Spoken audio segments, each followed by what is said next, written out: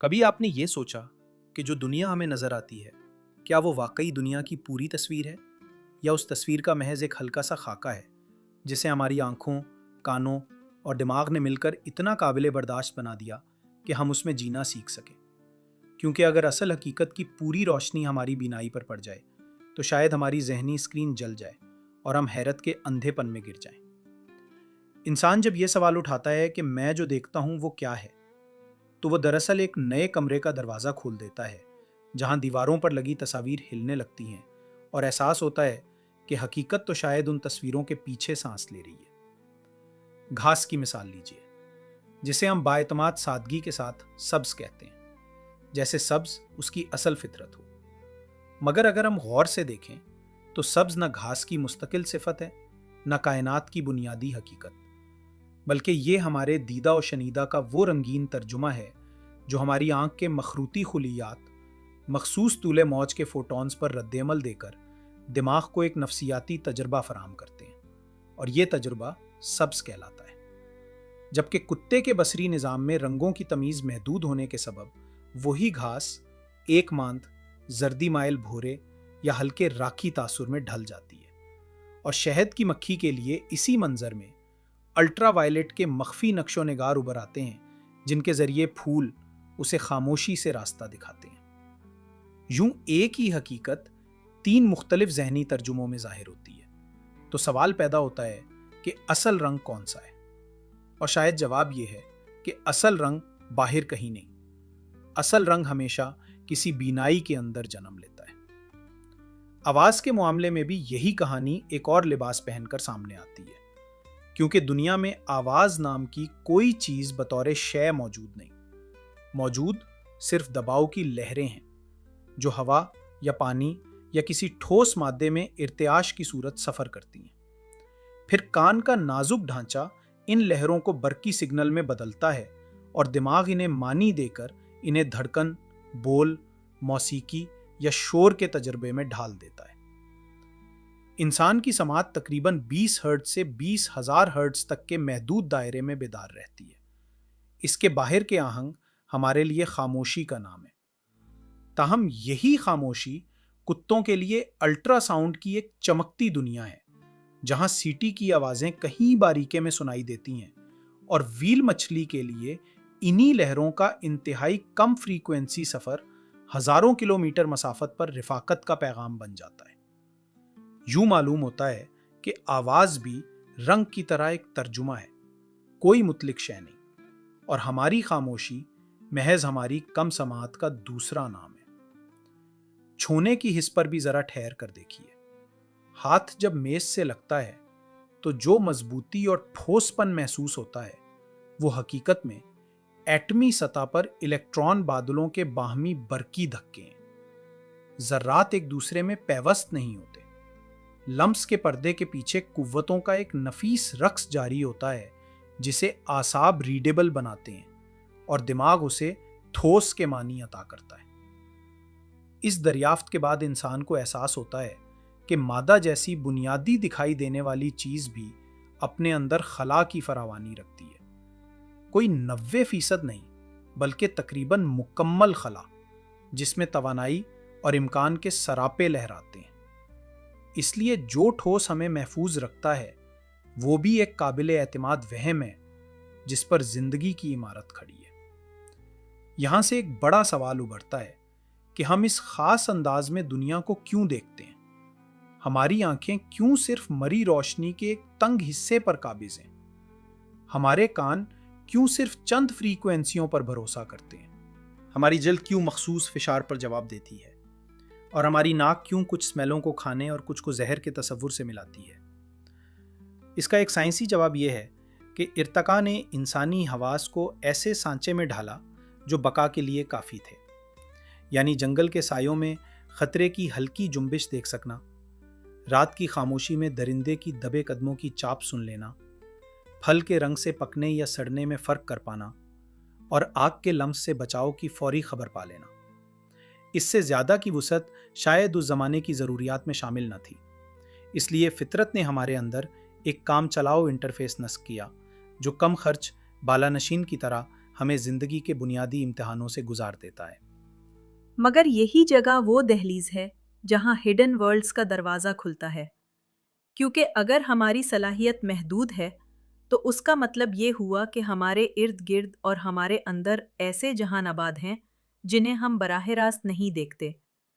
یہ جہان کبھی تو اسی فزکس کی توسیع ہوتے ہیں جسے ہم جانتے ہیں، مثلاً برقی مقناطیسی طیف کے بے شمار حصے جن میں ریڈیو ویوز خاموشی سے ہماری دیواریں چیرتے ہیں، مائکرو ویوز ہمارے کھانے کو گرم کرتے ہیں، انفرا ریڈ میں بدن کی حرارت کی کہانیاں لکھی جاتی ہیں، اور الٹرا وائلٹ میں پھول اپنی مخفی خطاطی کے ذریعے مکھیوں کو بلاتے ہیں۔ اور کبھی یہ جہان ہماری زمین کے کانوں سے سنائی نہیں دیتے، جیسے گہرے سمندروں میں ویل کی گفتگو یا زمین کی تھرتھراہٹ جو صرف حساس آلات محسوس کرتے ہیں۔ یوں ایک مکمل شہر ہماری آنکھ کے نیچے سانس لیتا ہے، مگر ہماری بینائی کے پاس اس شہر کی چابی نہیں ہوتی۔ ایک دوسری پرتن مخفی جہانوں کی وہ ہے جو شعور کے مختلف سانچوں سے بنتی ہے۔ ہر جاندار اپنی امویلٹ میں رہتا ہے، یعنی ایک ایسا ذاتی کائناتی بلبلہ جہاں حقیقت کا وہ ورژن چلتا ہے جو اس کے اعصاب اور دماغ کلیکٹیولی بنا سکتے ہیں۔ چمگادڑ کے لیے دنیا آواز کی تصویروں سے بنونی ہوتی ہے، سانپ کے لیے دنیا حرارت کے نقشوں میں کھلتی ہے، کتے کے لیے دنیا خوشبوؤں کی کہانی ہے جہاں ہر راستہ ایک سونگھنے والا نشان ہے، اور انسان کے لیے دنیا معنی کے رشتوں سے بنتی ہے جہاں ایک کرسی محض لکڑی نہیں بلکہ بیٹھنے، آرام کرنے اور گفتگو کے آداب کی علامت بھی ہے۔ جب ہر امویلٹ اپنے اپنے معنی بناتی ہے تو اس کے باہر کی حقیقت ایک جامع خاموشی میں رہتی ہے جو اپنے آپ کو ہر ذی شعور کے اندر مختلف لہجوں میں ترجمہ کر دیتی ہے۔ تیسری پرتن جہانوں کی وہ ہے جو سائنسی نظریات کے افق پر امکان کے طور پر جگمگاتی ہے، جیسے کثیر کائنات کا تصور جس میں فطری مستقلات مختلف طریقے سے سیٹ ہو سکتے ہیں اور ہر کائنات اپنی الگ داستان رکھ سکتی ہے، یا اضافی آباد کا خیال جس کے مطابق ہماری کائنات شاید کسی بڑے کاغذ کی ایک تہہ ہے اور اس کاغذ کی باقی تہوں میں واقعات ایسے انداز سے وقوع پذیر ہوتے ہیں جن کی جھلک ہمیں کشش سکل یا کوانٹم عجائبات میں ملتی ہے۔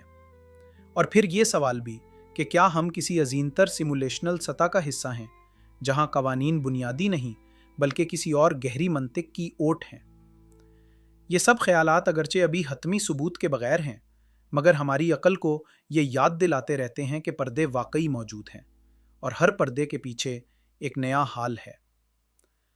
اب ہم پھر اسی بنیادی مقام پر لوٹتے ہیں کہ انسان اس طرح ٹیونڈ کیوں ہے، یعنی کیوں ہماری آنکھوں نے مفید کے حق میں مکمل کے ساتھ سودا کیا، کیوں ہماری سماعت نے محفوظ کے لیے عظیم تر سمفنی سے کنارہ کیا، اور کیوں ہمارے اعصاب نے سہل فہم علامات کو پیچیدہ حقیقت سے مقدم رکھا۔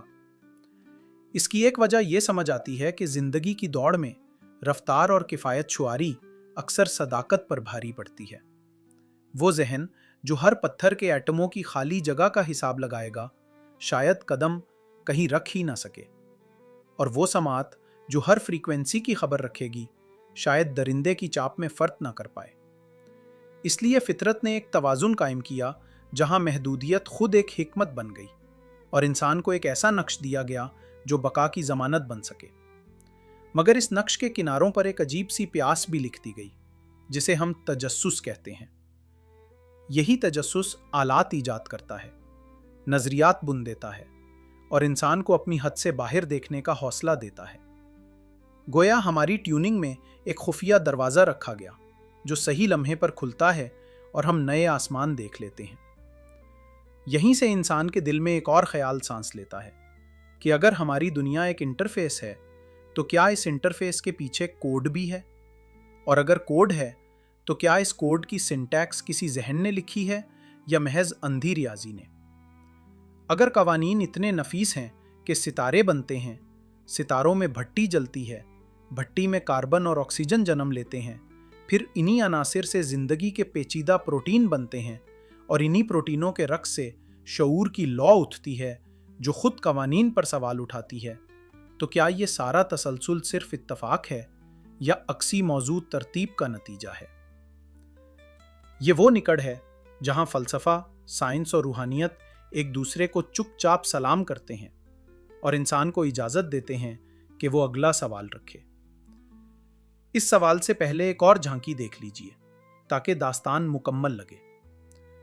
فرض کیجئے آپ کو اچانک ایسی آنکھ مل جائے جو انفرا ریڈ بھی دیکھ سکے، ایسی سماعت مل جائے جو الٹرا ساؤنڈ بھی سن سکے، ایسا لمس مل جائے جو نینو اسکیل کی سرسراہٹ تک کو پہچان لے، اور ایسا ذہن مل جائے جو احتمال کی زبان میں سوچ سکے۔ تو آپ جس دنیا میں بیدار ہوں گے وہ ہماری موجودہ دنیا سے اتنی مختلف ہوگی کہ آپ پچھلی بینائی کو ایک خواب سمجھنے لگیں گے۔ آپ رات کی دیواروں میں حرارت کے دھبے دیکھیں گے، پھولوں کے گرد الٹرا وائلٹ ہالہ پڑیں گے، دیواروں کے پار سے ریڈیو سگنلوں کی سرگوشیاں سنیں گے، گرتی روشنی کی نبض میں کوانٹم جھٹکے محسوس کریں گے، اور شاید آپ کا دل کہہ اٹھے گا کہ ہم واقعی ایک پردہ چاک کر کے اگلے کمرے میں آ گئے ہیں۔ مگر پھر بھی یہ نئے کمرے کی حدیں ہوں گی، کیونکہ ہر وسیع تر نگاہ کے آگے بھی ایک اور وسعت پڑی رہتی ہے۔ اس بیانیے سے صرف اتنا معلوم ہوتا ہے کہ ہڈن ورلڈز کوئی شاعرانہ مبالغہ نہیں، بلکہ ہمارے اوزار بدلتے ہی سامنے آنے والے واقعاتی حقائق ہیں۔ اب آئیے انجام کی طرف بڑھتے ہیں، جہاں وہ سوال کھڑا ہے جسے آپ نے خاص طور پر آخری موڑ پر دیکھنا چاہا، یعنی کیا اس سب ٹیوننگ کے پیچھے کوئی ٹیونر ہے، کوئی ایسی عقل کل جو قوانین کے پیمانے تھامے ہوئے ہے، جس نے روشنی کی رفتار، کشش کی شدت، الیکٹران کے چارج، تاریک توانائی کی مقدار اور نیوکلیائی قوتوں کے توازن کو ایسے حدوں میں بکھر جائے نہ فوراً سمیٹ جائے، ستارے بنے، کہکشائیں سنبھلیں، سیارے مستحکم ہوں، درجہ حرارت قابل برداشت رہے، پانی مائع حالت میں ٹکے، کاربن کی کیمسٹری پھلے پھولے، اور کروڑوں برسوں بعد کہیں ایک چھوٹی سی نیلی دنیا پر شعور آنکھ کھول کر ان سب پر سوال قائم کر دے۔ کیا یہ ترتیب اس بات کا اشارہ ہے کہ کسی نے ساز درست سر پر باندھا، یا ہم صرف انہی کائناتوں میں سے ہیں جہاں ساز خود بخود خود یوں بن جاتا ہے، اور ہم موجود ہی اس لیے ہیں کہ شرائط سازگار نکلے؟ یہاں ایک مذہبی اور روحانی زاویہ دل کو مخاطب کرتا ہے کہ شاید دنیا کی یہ بناوٹ امتحان کی صورت رکھی گئی ہے، جہاں پردے جان بوجھ کر گاڑے گئے ہیں تاکہ اختیار باقی رہے۔ یقین کا سارا سامان سامنے رکھ دیا جاتا تو ایمان معنی سے خالی ہو جاتا، اسی لیے ہر حص کو اتنا ہی دیا گیا جتنا راستہ پہچاننے کے لیے لازم تھا، اور ہر دل میں اتنا ہی خلا رکھا گیا جتنا سوال کرنے کے لیے کافی ہو۔ پھر کتابیں، انبیاء، ضمیر، دعا، عشق اور جمال جیسے اشارے رکھے گئے جن کے ذریعے انسان اپنے ورژن سے اوپر اٹھ کر اصل کے قریب جا سکے۔ اس بیانیے میں ٹیونر صرف ریاضی کا استاد نہیں بلکہ معنی کا خالق ہے، جو انسان سے رویہ پوچھتا ہے اور اسی رویے میں اس کی تقدیر لکھتا ہے۔ سائنس اپنی جگہ کہتی ہے کہ ہم ابھی کسی حتمی جواب کے مجاز نہیں۔ ہم پیمائش کر سکتے ہیں، پیش گوئی کر سکتے ہیں، نئے پرزے جوڑ کر مزید پردے اٹھا سکتے ہیں، مگر کیونکہ عمیق ترین دائرے میں خاموشی بھی ایک دیانت ہے۔